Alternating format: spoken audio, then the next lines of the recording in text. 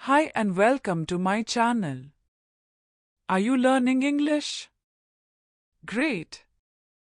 Let's learn English with a very interesting story. Don't forget to subscribe, like, and comment. Let's get started. Introduction: the secret most people don't know. Imagine two doors. Behind one door is a life of working hard for money, always worrying about bills, and never feeling truly free. Behind the other door is a life where money works for you, where you have choices and freedom. Which door would you choose? Most people believe that working hard is the only way to get ahead. But what if there was another way? A secret that rich people know but most never learn?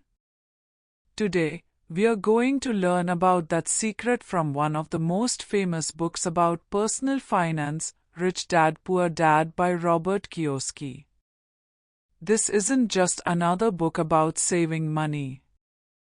It's a book that will change how you think about money forever. It's about having a different mindset and playing a different game. In this book, we follow the story of Robert and his two dads, one rich and one poor. They taught him very different lessons about money. We will see what he learned and how he became rich by listening to his rich dad. This book is not just about having more money, it's about having a different life. In this video, I'll give you a summary of the book and the valuable lessons that can be learned from it. If you're ready for that, let's get started.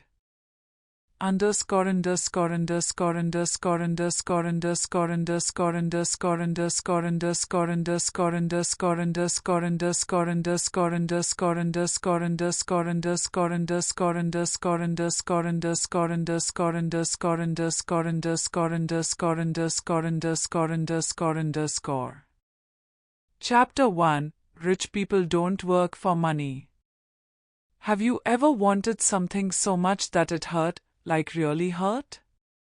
I remember that feeling. I was 9 years old, and my best friend, Mike, and I were the only poor kids at our school. All the other kids had cool toys, new bikes, and went on fun trips. We wanted that too. We wanted to be rich. So, we asked my dad, "How do you get rich?" He said, "Learn to make money."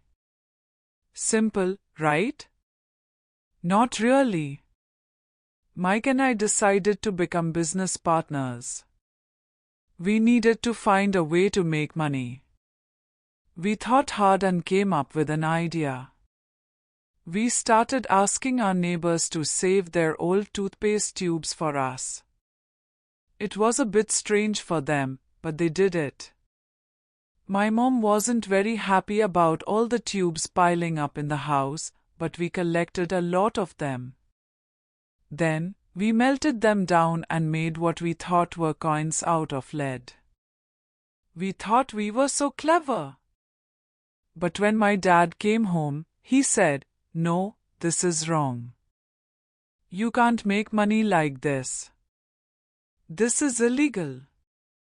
That's when we learned about counterfeiting, the crime of copying official money or documents. Our business was over in one day. My dad told us we had some good ideas, but he couldn't help us much because he was a school teacher. He was great at teaching but didn't know how to make money. Then, he said something that changed everything. Talk to Mike's dad. He's good with money. Mike's dad was very different from my dad. He owned warehouse, stores, and restaurants. He worked a lot, but he was building his business. My dad said he was brilliant at making money. So, we went to see him. Mike's dad, my rich dad, agreed to teach us. But he didn't want to just talk about money. Instead, he said, If you want to learn from me, you have to work for me. He offered us 10 cents an hour for 3 hours every Saturday. We agreed. We really wanted to learn how to get rich. We thought we'd learn lots of secrets. For 3 weeks, Mike and I worked in his shop. We dusted shelves, stacked cans, and cleaned floors. It was boring work, and after 3 hours, we each got just 30 cents, 3 small coins.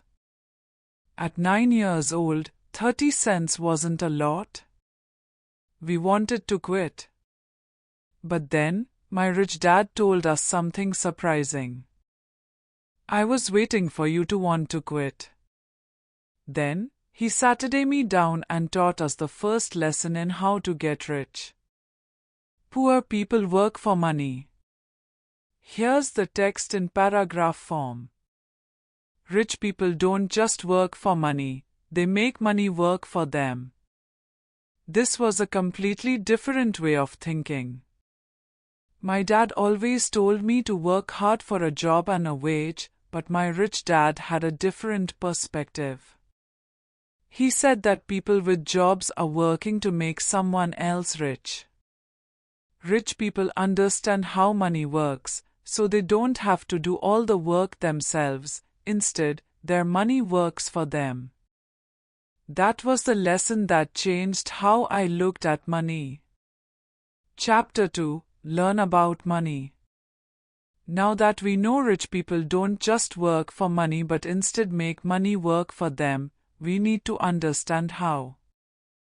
It's not about how much money you make. Many people work hard and earn a lot, yet they never become rich.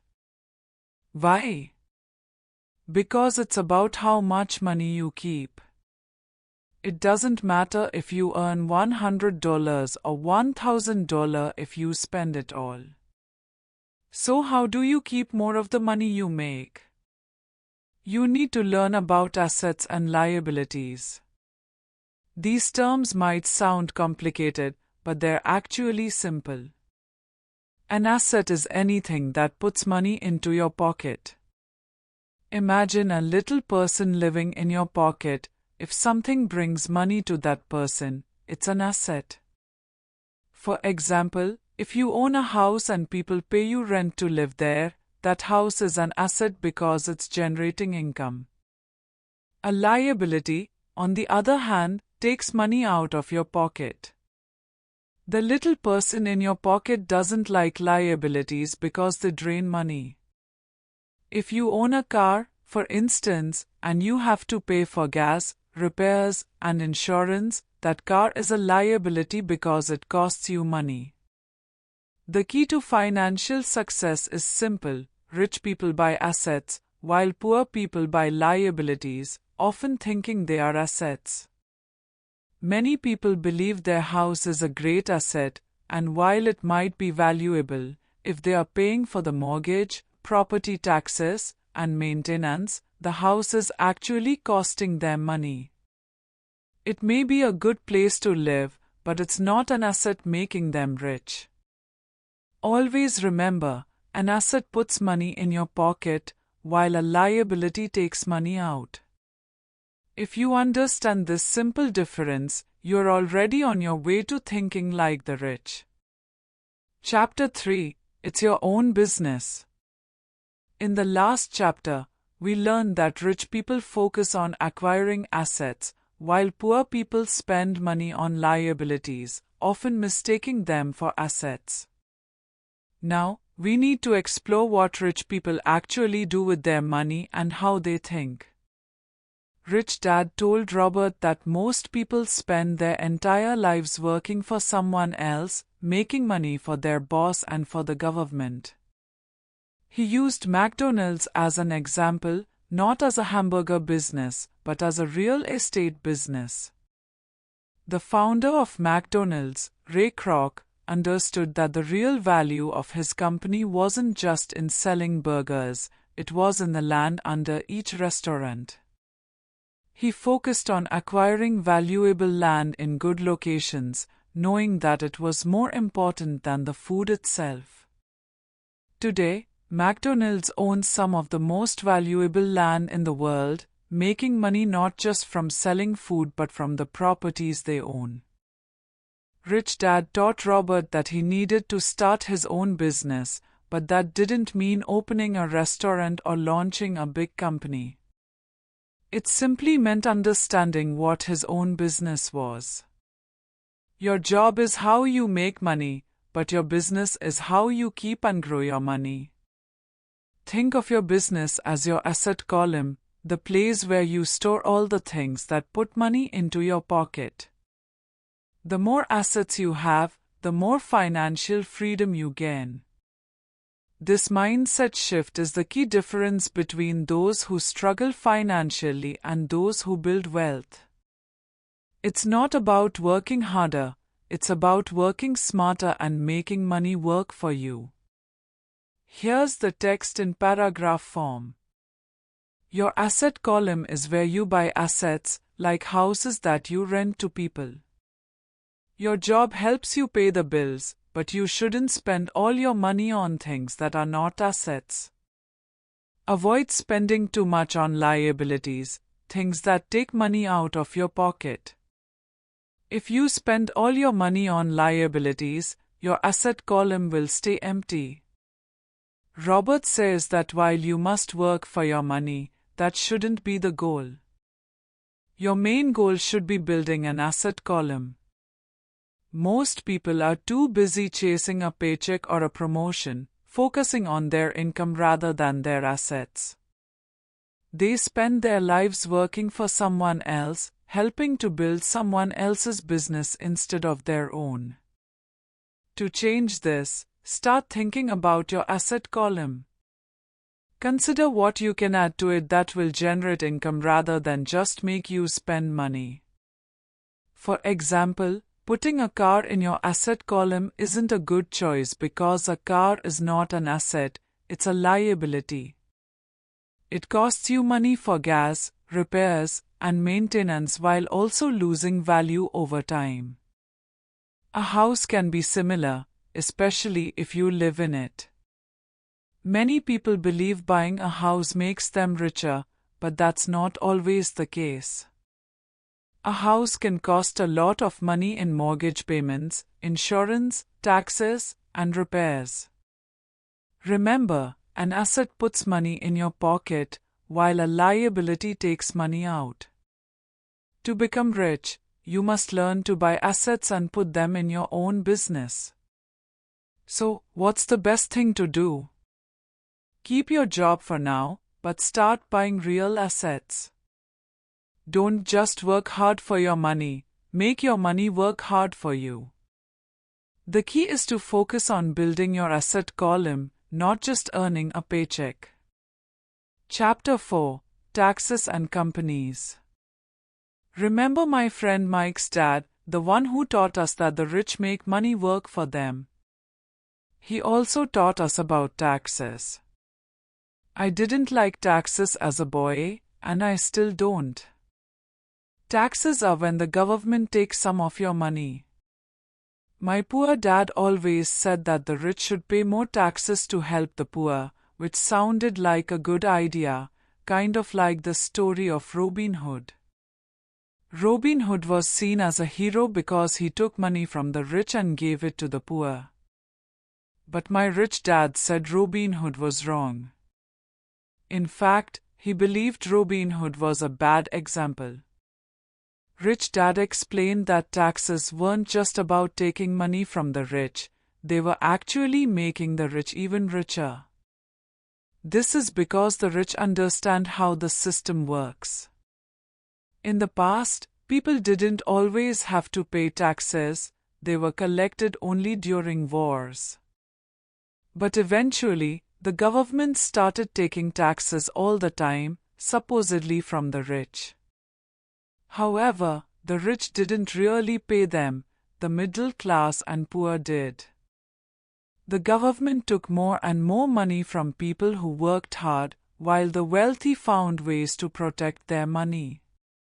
My rich dad showed me how rich people avoid paying high taxes by using something called companies or corporations. These aren't just big office buildings or groups of workers. A company is simply a legal entity, a piece of paper that holds and protects money. The rich use companies to pay less in taxes.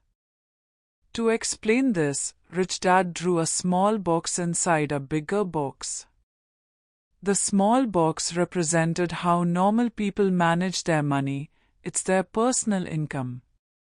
The big box represented how rich people manage their money through their companies. Here's how it works. When an employee earns a salary, the government takes taxes first, then the person pays their bills, and if they have any money left, they save it. This is how most people operate. However, rich people use their companies to change this order. They spend their money first on business expenses like cars, travel, and other costs before the government taxes them.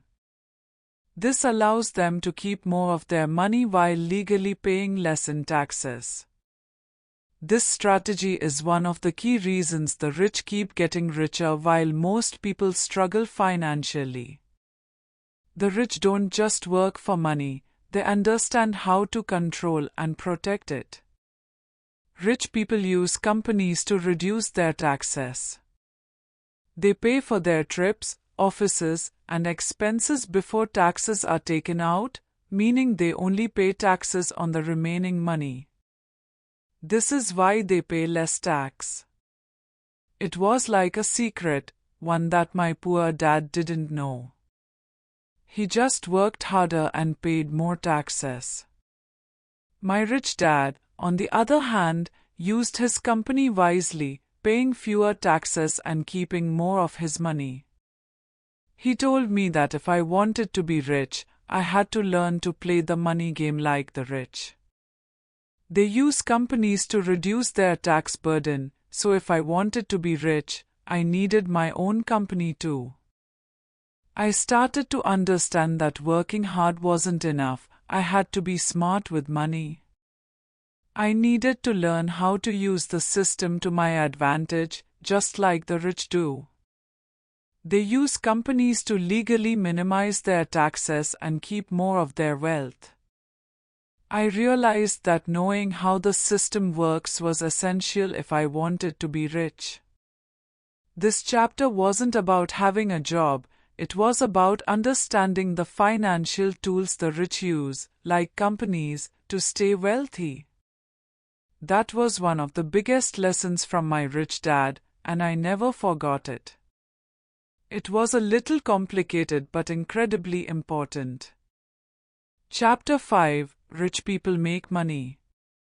After Mike and I learned about assets, liabilities, and the importance of having our own business, my rich dad taught us another secret: rich people don't just work for money, they make money. At first, I thought that sounded strange. Doesn't everyone make money? You work, you get a paycheck, that's making money, right? But my rich dad explained that most people earn money the same way. They work like someone digging with a shovel. You dig, you get paid. Then you dig some more. But rich people are different. They are like inventors. They create new ways to generate income, almost as if they are making something from nothing. To do this, my rich dad said, you need to be brave. Being smart isn't enough. Many highly intelligent people work hard for a fixed salary their entire lives. They are good workers, but they are not making money work for them, they are working for money. If you want to be rich, you have to be bold. You have to try new things, take risks, and not be afraid of making mistakes. You need to be like a scientist, constantly experimenting and learning. One day, my rich dad told us about Alexander Graham Bell, the man who invented the telephone. Bell had a groundbreaking idea and a company, but he needed money. He went to a big company called Western Union and offered to sell them his telephone and company for a price. Western Union refused. They thought his asking price was too high, and they didn't believe in his idea. Today, everyone uses telephones, and the company that came from Bell's invention, AT&T, is one of the biggest companies in the world. Western Union had the money and intelligence, but they missed a huge opportunity because they weren't brave enough to take a risk. My rich dad explained that the people who make big money are often the ones who dare to think differently. They aren't afraid of failure. When people are scared, they tend to play it safe, avoid risks, and miss opportunities. They say things like, "That will never work," or "I don't have enough money to do that." Fear holds them back. But rich people see things differently. They don't just look for jobs, they look for opportunities to create money. He also told us something that surprised me: money isn't real. It's just an idea, an agreement between people. If we wanted to be rich, we had to understand that. He reminded us of the time we tried to make our own coins out of metal. Back then, we were close to thinking like rich people.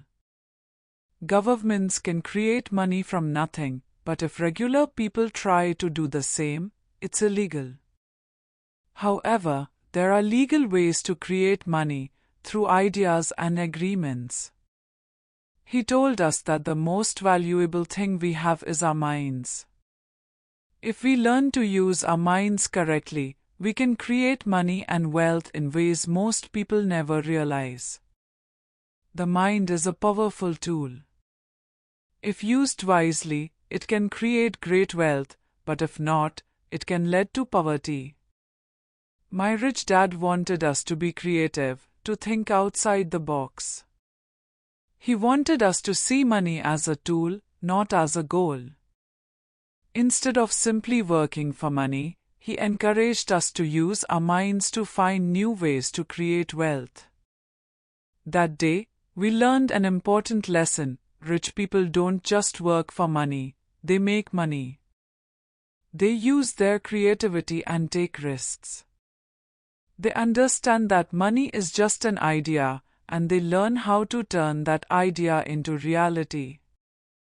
This was another important secret of the rich that my rich dad wanted us to understand.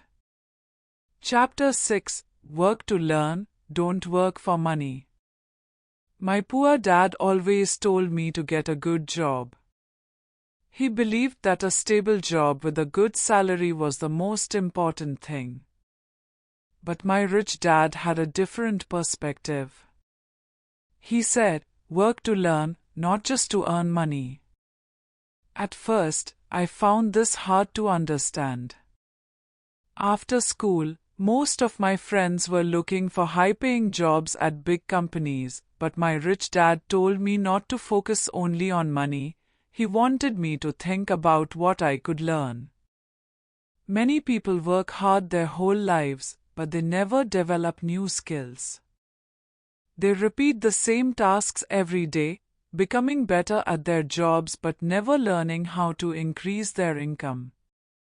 My rich dad wanted me to understand how businesses work. So, he made me work in different roles within his companies. I worked in the office, in the restaurant, and even in the warehouse.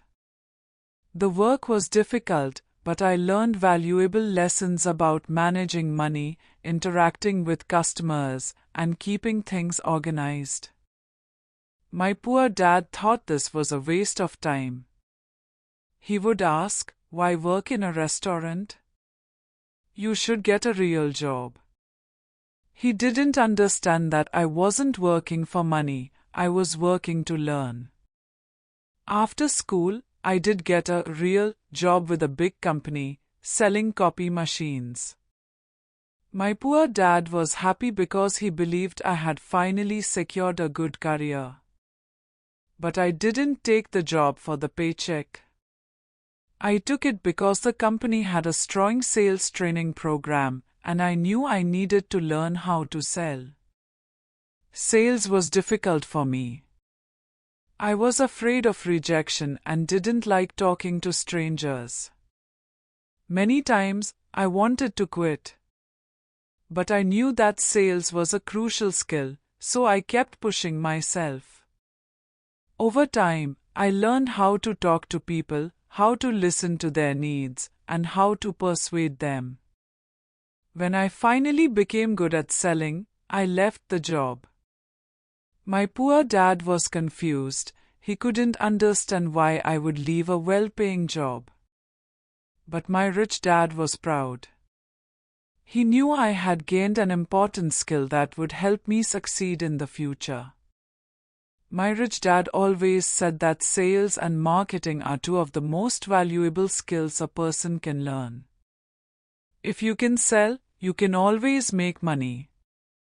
Many employees focus only on their specific job, but my rich dad believed in learning a little about everything.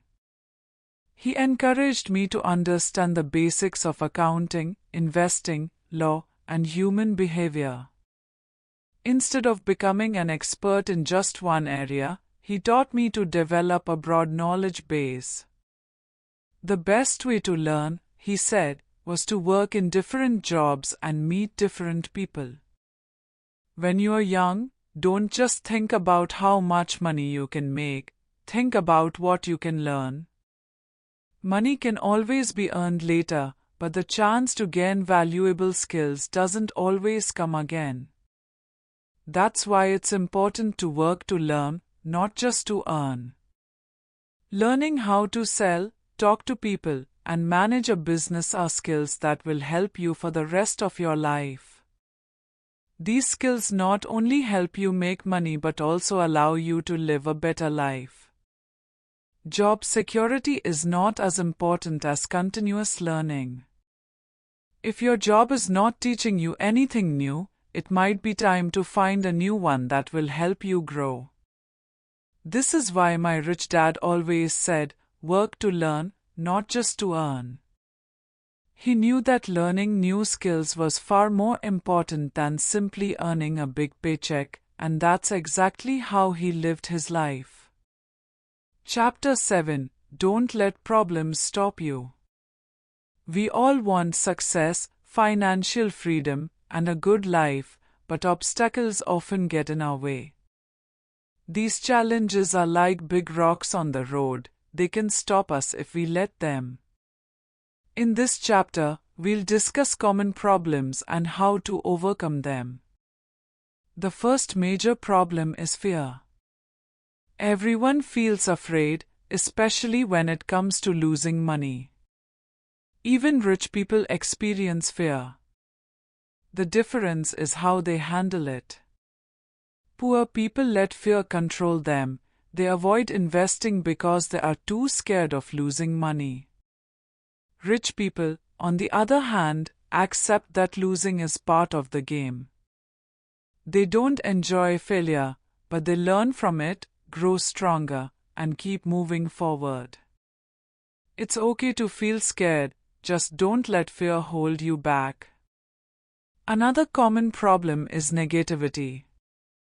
There will always be people who say, it won't work, it's too hard, or you are not smart enough.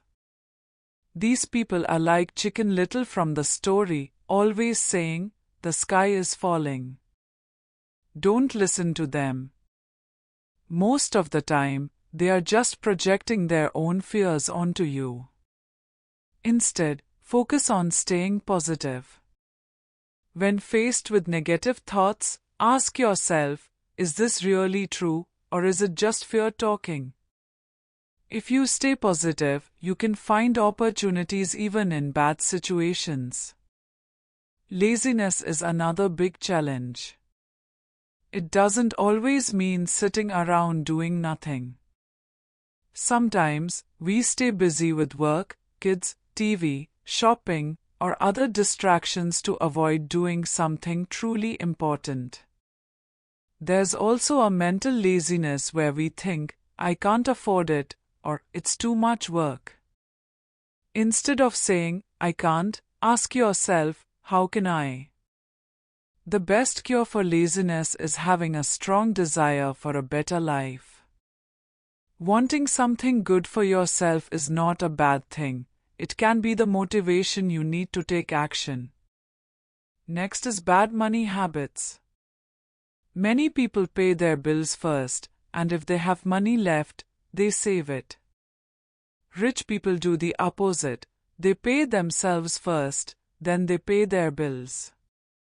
This doesn't mean ignoring responsibilities, it means making your financial growth a priority. A good habit is to always set aside money for your assets before spending on other things. Also, avoid unnecessary debt. Don't spend all your money on things that don't make you richer. Finally, pride can be a major obstacle. Some people think they know everything and refuse to learn anything new. This arrogance prevents growth. If you believe you already know everything, you will never expand your knowledge. Learning is crucial if you want to become wealthy. The best way to learn is to surround yourself with people who are smarter than you. Ask questions, listen to advice, and always be open to new ideas. These problems can stop you, but only if you let them. You are strong, and you have the ability to overcome these challenges. If you push forward, keep learning, and avoid these common pitfalls, you can achieve financial freedom. Just don't let these problems stand in your way. Chapter 8: How to Start. So, you want to be rich? You now understand that rich people don't work for money. If you want to be rich, you must learn about money, invest in assets instead of liabilities, and be prepared to face challenges along the way. However, thinking about it is easy, starting is the real challenge. So, how do you begin? Let's talk about the steps to get started. First, you need a big reason. Why do you want to be rich? It can't just be, I want lots of money. Everyone wants that. Your reason has to be something personal and deeply important to you. Maybe you don't want to work for the rest of your life, you want to travel the world, help people, or simply be free from listening to a boss. Whatever your reason, it needs to be strong enough to keep you going when things get tough. When I felt like giving up, my reason kept me motivated. Second, you need to choose to be rich every day. Every time you get money, you have a choice. You can spend it on liabilities, things that take money out of your pocket, like a new phone, or you can spend it on assets, things that put money into your pocket, like real estate or stocks. Each choice you make moves you closer to wealth or keeps you stuck in financial struggle. It's that simple. Be mindful of how you spend your money. Don't just spend without thinking, choose to build your wealth. Also, make the decision to keep learning. Reading this book is a good start, but don't stop here. I read books about money, attend classes, and listen to audiobooks. The more you learn about assets, liabilities, and money, the better you can use that knowledge in your life. If you don't continue learning, you won't grow. If you want to be rich, you need to be a student for life. Third, surround yourself with successful people. I'm not saying you should ask them for money, because they probably won't give it to you, but you can learn from them. Pay attention to how they got rich, what they did differently, and what lessons they share. I have friends who are wealthy, and they enjoy discussing money. I learn a lot just by listening. I also learn from people who struggle financially, so I know what not to do. Avoid people who tell you, you can't do it. Instead, find people who say, you can do it, and here's how. Surrounding yourself with the right people will help you grow and improve your financial mindset. Fourth, adapt quickly and keep learning new things. The world is always changing, and if you don't keep up, you will get left behind. I love learning new ways to make money, so I read books on topics I don't fully understand, attend classes, and stay curious. The faster you learn, the faster you can discover new and better ways to create wealth. The world is full of opportunities, you just have to be open to seeing them. Fifth, pay yourself first. When you earn money, don't just pay all your bills and then save whatever is left over. Instead, put some money into your assets before paying your expenses. This forces you to think of creative ways to make more money to cover your bills while still growing your wealth. Most people pay their bills first and then save whatever is left, but this habit keeps them struggling. If you want to be rich, you need to train yourself to prioritize investments over expenses. Having self-discipline is key. If you keep spending on liabilities first, you will always remain in the same financial situation. Starting isn't about having a big secret, it's about the small choices you make every day. You need a strong reason, the right mindset, a willingness to learn, good influences, and self-discipline. This is how you begin. Chapter 9: More Things to Do. Now that you understand how rich people think about money, you know the importance of buying assets and learning new skills. You also recognize the need to manage your fears and avoid laziness. But you may still be wondering, what can I do right now? That's a great question, and now, let's talk about some steps you can take today to start your journey to financial success. First, take an honest look at your life. What habits or activities are not helping you? Are you working long hours at a job you dislike and spending all your money on things that only make you happy for a short time?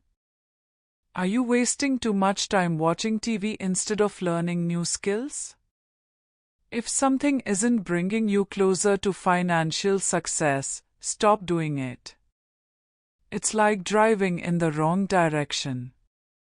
To move forward, you need to shift your mindset and start looking for new ideas.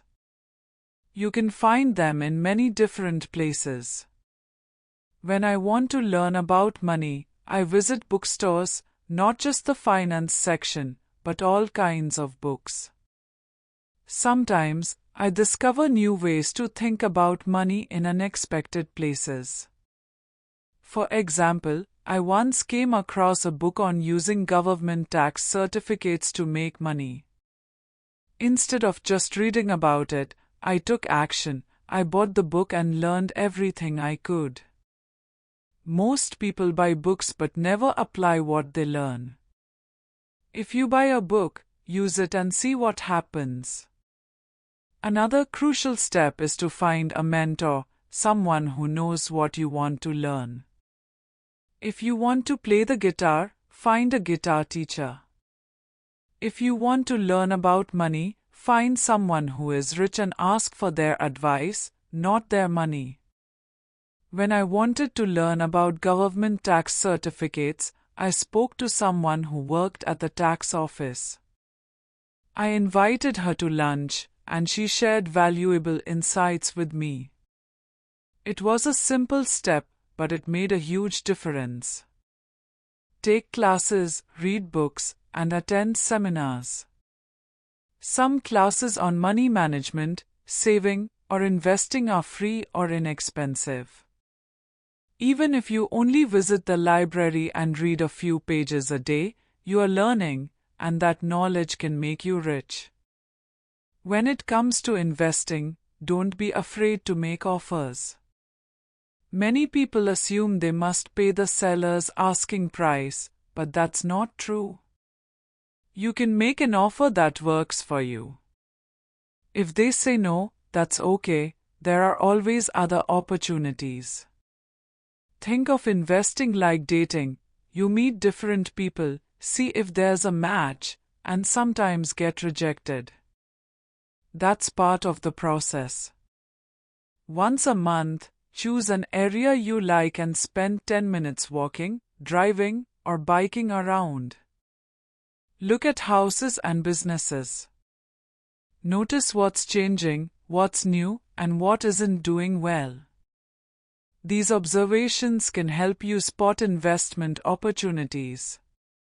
Talk to locals, shop workers, postal workers. They often know things you wouldn't learn otherwise. One key lesson: buy when things are cheap. When supermarkets have sales, people stock up. But when the stock market is down, people panic and avoid buying. Don't be like them. The best time to buy is when prices are low. If the market is high, hold back and wait for better deals. Another strategy is to find a buyer first before you look for a seller. If you know someone who wants to buy something, search for someone selling it. This makes it easier to close a deal, and sometimes the buyer will even cover your costs while you earn a profit. Always think big, even if you don't have much money. If I want to buy something, I ask friends if they want to invest with me. This allows us to pool resources and get better deals. Helping each other can make a big difference. Study successful people who became rich before you. Research how they did it. Learn about companies on the stock market. Today, we have countless videos and resources about wealthy and successful people. Use them. Everyone starts small, and so can you. Most importantly, take action. You can have the best ideas and read all the books, but if you do nothing, nothing will happen. Even if you are uncertain, do something. It's better to try and fail than to never try at all. Chapter 10: You can do it. We've talked a lot about money, assets, liabilities, companies, and taxes. You might be thinking, this all sounds good, but can I really do it? The answer is yes, you can. It's not as difficult as you think. It's like learning to ride a bike. At first, you might feel unsteady and fall a few times, but with practice, you'll get better. Learning about money is just like learning any other skill. It takes time and effort, but it's not impossible. The most important thing to change is how you think about money. Money is just an idea, it's not something real that you have to chase after. Instead, it's something you can create and make work for you. If you constantly believe you will be poor, then you will be. But if you believe you can be rich, you at least give yourself a chance. It all starts in your mind.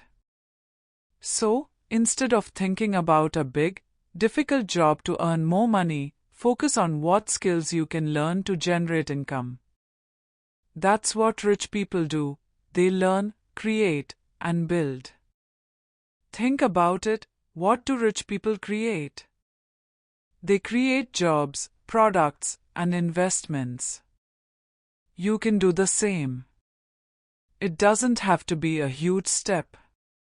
Start small. Learn a new skill.